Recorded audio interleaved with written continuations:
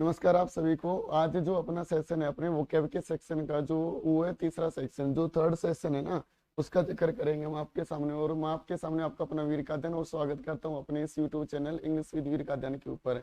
जी हाँ, आज की जो स्टोरी होगी अपनी, उसमें हम डिस्कशन करेंगे। वो डिस्कशन करेंगे अपने वन वर्ड सब्स्टिट्यूशन का। और वन वर्ड सब्स्टिट्यूशन में कोशिश रहेगी कि जो 25 मिनट्स है और उसमें 50 वर्ड्स का जिक्र करें। और ये सेट तीसरा अपना थर्ड सेट तो हम ऑलरेडी कर चुके, तो अपने पढ़ने पढ़ाने की जो स्टोरी है वो उसके ऊपर हम काम करेंगे। हमने जो लास्ट में डिस्कशन कर लिया था, वो डिस्कशन किया था अपना 35 तक, यानी 35 तक हमने पढ़ लिए थे। और लास्ट में जो पढ़ा था ना, वो पढ़ा था क्वेश्चन नंबर 35। और इसमें आपने जो आंसर लगाया था क्वेश्चन नंबर 35 में, वो आपने आंसर लगाया था बच्चे, वो लगाया था कैकोफोनी। हमने यहाँ तक पढ़ लिया था। अब अपनी अगली जो स्टोरी में आपके सामने जो क्वेश्चन नंबर पेज है 36, इसका आंसर लगाने की कोशिश करेंगे। इसकी मैं बात करूँ तो इसको हम कहेंगे, वो ये कहेंगे बच्चे, a family of young birds. जो यंग बर्ड्स जो होती है ना, उनकी फैमिली को हम क्या कहेंगे। ऑप्शन दे रखे हैं किड्स, अगला दे रखा ब्रूड, एक दे रखा लीटर, और एक दे रखा आपके सामने ऑफ सफरिंग दे रखा है। अभी मेरी बात को सुनना ध्यान से। जो आपके सामने जो यंग बर्ड्स होंगे, आपने आसमान में देखे होंगे कि बहुत ज्यादा पक्षी एक साथ उड़ते हैं, तो उनके समूह को हम कहेंगे ना बच्चे, उनके समूह को हम क्या कहेंगे, वो कहेंगे ब्रूड कहेंगे। ठीक है ना, बी फॉर बॉम्बे इसका आंसर हो जाएगा, बी फॉर बॉम्बे आंसर हो जाएगा। इसकी मैं बात करूं आपके सामने, तो अगला जो लिख रखा है ना आपके सामने, वो लिख रखा है क्वेश्चन नंबर 37। इसके ऊपर वो काम करेंगे। ए शॉर्ट रेस्ट और स्लीप टेकन आफ्टर लंच। देखो, जो आपने सुबह सुबह नहीं, दोपहर में खाना खाया और खाना खाने के बाद में आप थोड़ी देर सो जाते हो ना, नींद भी सो जाते हो, तो उसको हम क्या कहेंगे बच्चे, वो कहेंगे उसको क्या कहोगे, वो कहोगे आप उसको सिस्टा। क्या कहेंगे उसको, हम सिस्टा कहेंगे। ठीक है। अब आपके सामने जो ऑप्शन लिख रखा बी, ये जो शब्द लिख रखा आपके सामने, ए फॉर एप्पल लीजर, इसका मीनिंग आप बताओ क्या होगा। हाँ भाई, इसका मीनिंग क्या होगा। जो शब्द लिख रखा है ना लीजर, इसकी मैं बात करूँ तो इसको हम कहेंगे, वो कहेंगे फ्री टाइम। इसको हम कहेंगे, वो कहेंगे जो फ्री टाइम जो होगा ना, जैसे आप आराम करते हो तो उसको हम क्या कहेंगे, वो कहेंगे फ्री टाइम लेजर कहेंगे। लेकिन इसमें एक शब्द दे रखा है आपके सामने स्लम्बर, और स्लम्बर की मैं बात करूं आपके सामने, तो इसको हम कहेंगे, वो कहेंगे बच्चे to be deeply sleep, to be deeply sleep. जब नींद में सोते हो ना, गहरी नींद में जब सोते हो, तो उसको क्या कहोगे, स्लम्बर कहोगे। लेकिन इसमें एक शब्द और लिख रखा है आपके सामने, और इसका मीनिंग निकलेगा डोज। और डोज को हम कहेंगे, वो कहेंगे टू स्लीप लाइटली। इसको हम कहेंगे ना बच्चे, वो कहेंगे टू स्लीप लाइटली। जब आप है ना, बिल्कुल बिल्कुल आप कहते हो ना कि मेरी तो आंख लग गई, तो जो आंख लगना जो होगा ना, उसको हम क्या कहेंगे, डोज कहेंगे। चलो क्वेश्चन नंबर अगले के ऊपर चलते हैं। और क्वेश्चन नंबर जो 38 है ना, इसका जिक्र और कर लेते हैं। क्या लिख रखा है, एक corporation made up of a number of different companies that operate in diversify field. Option बताओ इसका मीनिंग क्या होगा। ठीक है ना, आंसर क्या होगा क्वेश्चन नंबर 38 का। जो भी आंसर हो बताने की कोशिश करें, तो इसको हम कहेंगे, वो कहेंगे कॉन्ग्लो मेरिट। इसको हम कहेंगे ना, वो कहेंगे कॉन्ग्लोमेरेट कहेंगे। ठीक है।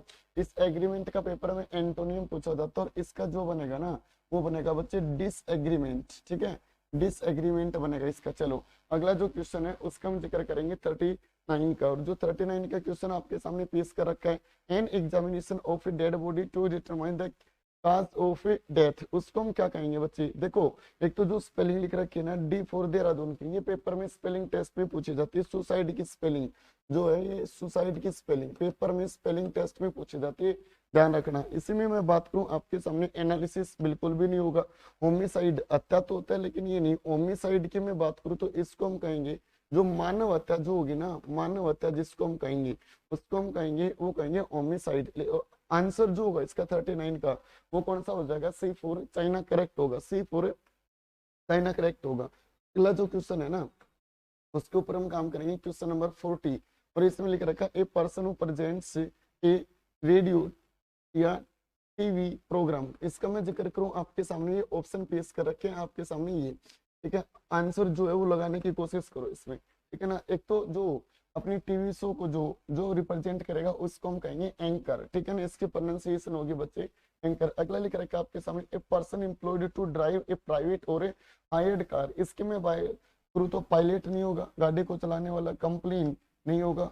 ठीक है ना, कैप्टन नहीं होगा, कैप्टन। अगला जो लिख रखा है आपके सामने, एक ही ऑप्शन होगा, कौन सा होगा, तो फूक है ना, बिल्कुल ठीक होगा। ड्राइवर जो होगा ना, मोटर चालक, उसको हम क्या कह देंगे बच्चे, तो वो कहना बिल्कुल ठीक होगा। तब एक काम करो, जो शब्द लिख रखा है डी फॉर देहरादून, इसका मीनिंग आप कमेंट सेक्शन में कमेंट करके बताओगे कि ये इस कोट क्या होगा। शाबाश, ठीक है, इसका मीनिंग कमेंट सेक्शन में कमेंट करके बताओ इस कोट क्या होगा। क्वेश्चन नंबर 42 है, ये लिख रखा है आपके सामने, द आर्ट ऑफ इफेक्टिव और परसुएसिव स्पीकिंग और राइटिंग, उसको क्या कहोगे। इसकी मैं बात करूँ तो इसको हम कहेंगे ए फॉर एप्पल, रिएटोरिक स्पीच जो होगा ना, रिएटोरिक स्पीच जो होगा, प्रभावशाली भाषण जो होगा। देखो आजकल के जो नेता है ना, वो भाषण देते रहते हैं, और वो भाषण मतलब ऐसे देते हैं जिससे लोगों के ऊपर बहुत ज्यादा असर होता है। वो अपने आप में कैसी स्पीच होगी, रिएटोरिक होगी। शब्द जो लिख रखा है आर के की, ये स्पेलिंग है, ये स्पेलिंग पेपर में स्पेलिंग टेस्ट में पूछे जाते हैं। और आर्केइक की मैं बात करूं तो इसको हम कहेंगे, वो कहेंगे बच्चे ओल्ड जो होगा ना, उसको हम कहेंगे, वो कहेंगे आर्केइक कहेंगे। अगला लिख रखा पोएट्री, एक लिख रखा आपके सामने बॉम्बेस्टिक, ठीक है। तो अगले क्वेश्चन के ऊपर हम और चलेंगे, क्वेश्चन नंबर 43 के ऊपर, और इसमें आंसर लगाने की कोशिश करेंगे। चलो क्वेश्चन नंबर 43 है आपके सामने पेश कर रहा हूँ, डियर एवरीवन, और आंसर लगाने की कोशिश करें। ये रहा क्वेश्चन नंबर 43, जो भी आंसर है ना अपना, वो आंसर पेश करने की कोशिश करें कि सर ये आंसर होगा। आपके सामने लिख रखा है, वो लिख रखा है आपके सामने, ए speed, speed greater than that of A sound. Option है हार्मोनिक, सुपरसोनिक, अगला लिख रखा है आपके सामने कैकोफोनिक, और एक ऑप्शन लिख रखा है आपके सामने सबसोनिक। इसमें से कोई एक आंसर है, और which one is the correct answer, इनमें से कौन सा आंसर हो सकता है। तो आंसर की मैं बात करूं आपके सामने, तो आंसर होगा इसका सी फॉर चाइना, सुपरसोनिक इसका आंसर होगा, ठीक है ना। हार्मोनिक का मीनिंग क्या निकलेगा, जब किसी एक ताल में, एक लय में सुरीला जिसको कहोगे ना, उसको कहोगे हार्मोनिक। और एक अगला शब्द लिख रखा कैकोफोनिक। अब मेरी बात को सुनना, जिस भी शब्द में कैको लिखा मिले तो उसका मीनिंग निकलेगा बैड, बुरा जिसको हम कहेंगे। और जिस भी शब्द में ग्राफ लिखा मिले तो उसका मीनिंग होगा राइटिंग करना या लिखना। जैसे एक वर्ड पेपर में पूछा जाता है और इसको हम कहेंगे, वो कहेंगे कैकोग्राफी। कैकोग्राफी की मैं बात करूँ तो बुरी लिखाई जो होगी ना, the bad handwriting that is called a cacography कहेंगे। कैको का उल्टा जो बनेगा ना, वो बनेगा काली, और काली का मीनिंग जो निकलेगा ना, वो निकलेगा मेरे भाई गुड, अच्छा जिसको हम कहेंगे। जैसे एक शब्द लिखो आपके सामने कालीग्राफी, और कालीग्राफी को हम कहेंगे, वो कहेंगे अच्छी लिखाई जो होगी ना, उसको हम क्या कहेंगे, कैलीग्राफी कहेंगे। जैसे एक वर्ड और भी तो आपने के सामने लिख रखा कैकोफोनिक। अब सुनना ध्यान से, जिस भी शब्द के लास्ट में आई सी, अब वो बच्चे ध्यान देना जिसने एयरफोर्स के स्टेट लेवल का कोई भी पेपर देना हो ना, जिस भी शब्द के लास्ट में आई सी लिखा मिले तो वो हमेशा काम करेगा किसका, एडजेक्टिव का। वो काम किसका करेगा बच्चे, एडजेक्टिव का। तो लास्ट में आई सी लिखा मिला तो काम किसका करेगा, एडजेक्टिव का। चलो अगला जो शब्द लिख रखा आपके सामने, उसके ऊपर हम वो काम करेंगे। क्वेश्चन नंबर 44 जो है, a place where Buddhist monks live. Option दे रखे हैं आपके सामने मोनास्ट्री, अगला दे रखा है स्तूप, अगला दे रखा है पगोडा, अगला दे रखा आपके सामने टेम्पल। इसमें से जो आंसर हो सकता है वो आंसर बताने की कोशिश करें। बिल्कुल बिल्कुल आपने आंसर लगाया होगा ए फॉर एप्पल को, मोनास्ट्री कहना बिल्कुल ठीक होगा। स्तूप तो ये अपने आप में कोई मूर्ति वगैरह होती है। इसमें शब्द लिख रखा है आपके सामने पगोडा, और पगोडा की मैं बात करूं आपके सामने, जो बुद्धिस्ट टेम्पल जो होंगे ना, बुद्धिस्ट टेम्पल जो होंगे उसको हम क्या कहेंगे, पगोडा कहेंगे, बुद्धिस्ट टेम्पल जो होंगे, ठीक है। अगला लिख रखा है टेम्पल, मंदिर। इसका आंसर होगा अपना, वो होगा ए फॉर एप्पल कहना बिल्कुल ठीक होगा, ए फॉर एप्पल। चलो अगले क्वेश्चन के ऊपर चलते हैं, और क्वेश्चन नंबर 45 जो है उसके ऊपर हम काम करेंगे। चलो क्वेश्चन नंबर 45 है, आंसर लगाने की कोशिश करें कि आपका जो भी आंसर है आपके सामने जो पेश कर रखा है ना बच्चे, ये लिख रखा है doctor who deals with bone problems. जो बोन की प्रॉब्लम्स हैं उसके डॉक्टर को कहोगे, क्या कहोगे बच्चे आप। आपने बिल्कुल आंसर लगाने की कोशिश की, ऑर्थोपेडियास्ट, और ऑर्थोपेडिस्ट जो होगा उसको हम क्या कहेंगे, वो जो डॉक्टर होगा जो डील करेगा किसके साथ, समस्या, और समस्या भी किसकी होगी, हड्डियों की जो होगी, orthopaedist. A for apple correct होगा। अगला जो ऑप्शन लिख रखा है ना, वो लिख रखा है ऑर्थोडोंटिस्ट। ऑर्थोडोंटिस्ट कौन होगा, सुनो ध्यान से। आपने देखे होंगे कि जो कुछ लोग ऐसे होते हैं जिनके दांत जो होते हैं ना वो बाहर निकले होते हैं, और उनके दांतों में तार डला होता है, और वो तार डला होता है, और वो तार डालने वाला जो डॉक्टर है ना उसको हम क्या कहेंगे, ऑर्थोडोंटिस्ट कहेंगे। One who deals with crooked teeth, इसको लिखना चाहो तो क्या कहेंगे, one who deals with crooked teeth, उसको हम कहेंगे बच्चे, वो कहेंगे ऑर्थोडोंटिस्ट। और जो डेंटिस्ट जो होगा वो कौन होगा, अपना दांत रोग विशेषज्ञ, one who specialist of A teeth disease that is called A dentist. अगला जो शब्द लिख रखा है डर्मेटोलॉजिस्ट, इसको ट्रिपल स्टार लगा लेना, ट्रिपल स्टार लगा लेना। जिस भी वर्ड के ट्रिपल स्टार लगवा दो ना वो पेपर के लिए मोस्ट इंपोर्टेंट हो जाएगा, ठीक है।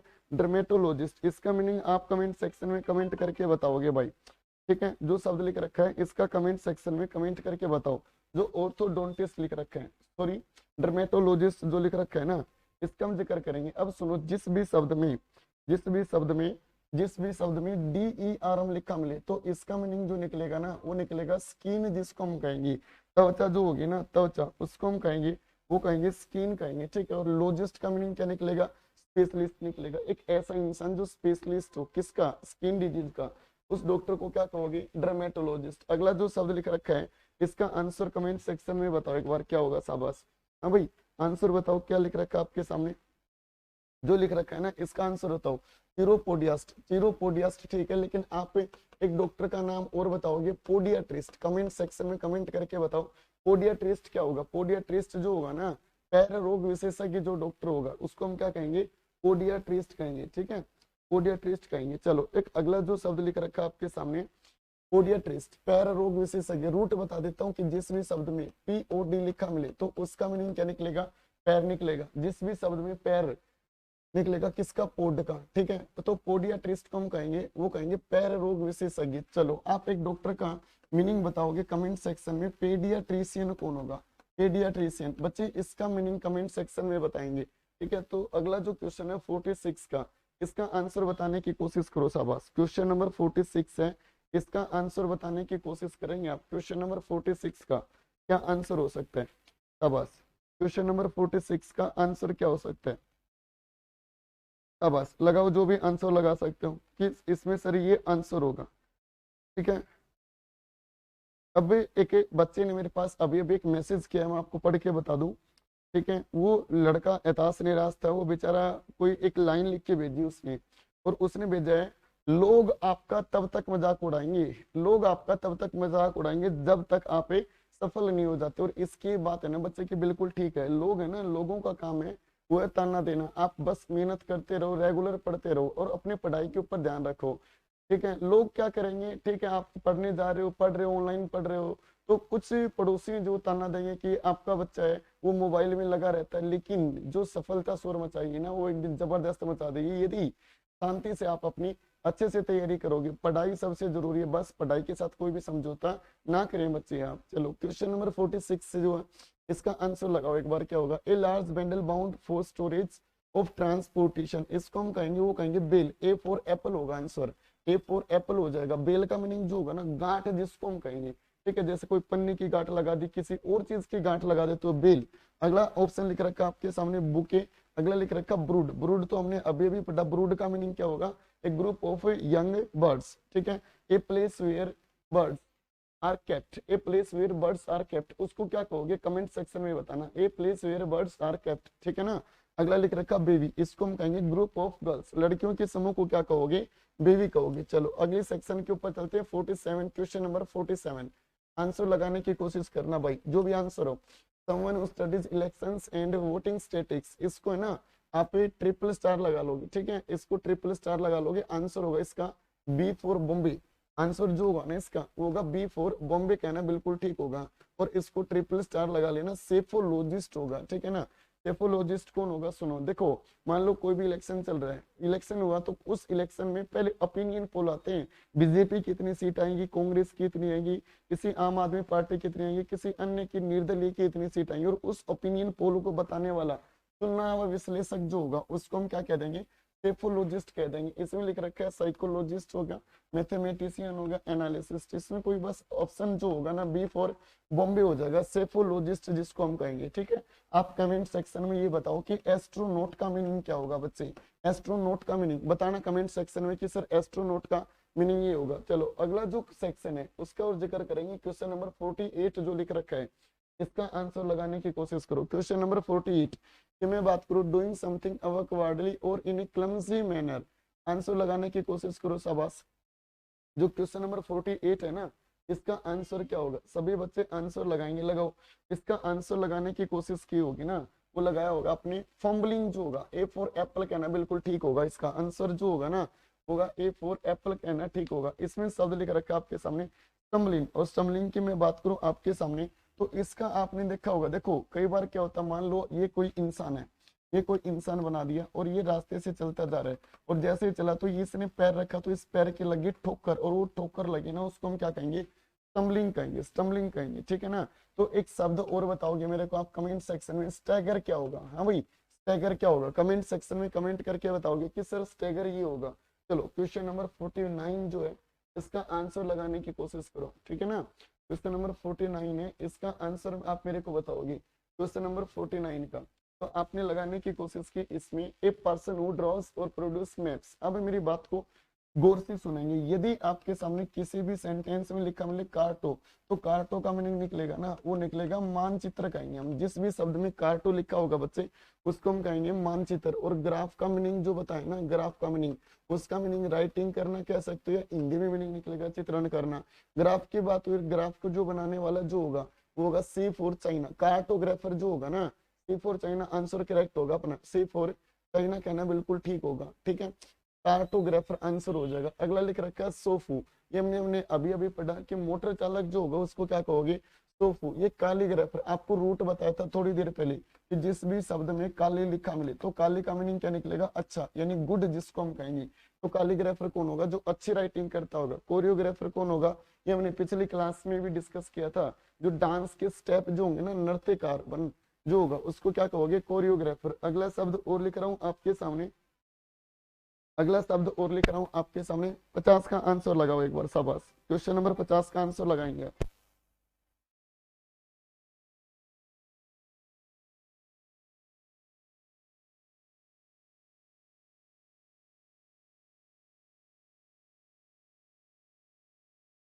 हेलो, चलो अगले क्वेश्चन के ऊपर हम काम करते हैं। 50 के ऊपर, the act of thinking now about something in the past.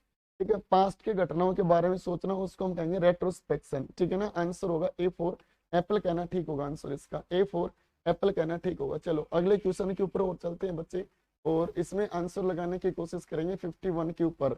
और इसमें आपके सामने लिख रखा है ना, a place where coins are made. इसके ऑप्शन तो पता नहीं भाई कौन से साइड चले गए, लेकिन इसको हम कहेंगे जहां पर सिक्कों को बनाते हैं ना, उस जगह को हम कहेंगे, वो कहेंगे मिंट, यानी टकसाल जो होगी ना, उसको हम कहेंगे। स्टडी ऑफ कॉइन्स को क्या कहोगे आप, कमेंट सेक्शन में बताओगे स्टडी ऑफ कॉइन्स को क्या कहोगे। चलो अगले सेक्शन के ऊपर और चलते हैं। स्टडी ऑफ क्वेश्चन नंबर 51 हो गया हमारे सामने।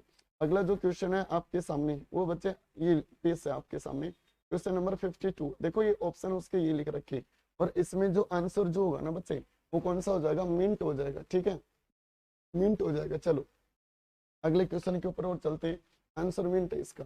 अगला देखो क्या लिख रखा है, a person authorised to examine and verify accounts, उसको हम कहेंगे एंकर। तो हमने पीछे भी पढ़ा था कि जो टीवी प्रोग्राम को शो करेगा, ये नहीं हो सकता, कमेंटेटर नहीं हो सकता, डिस्ट्रीब्यूटर नहीं हो सकता। ए फॉर एप्पल, ऑडिटर।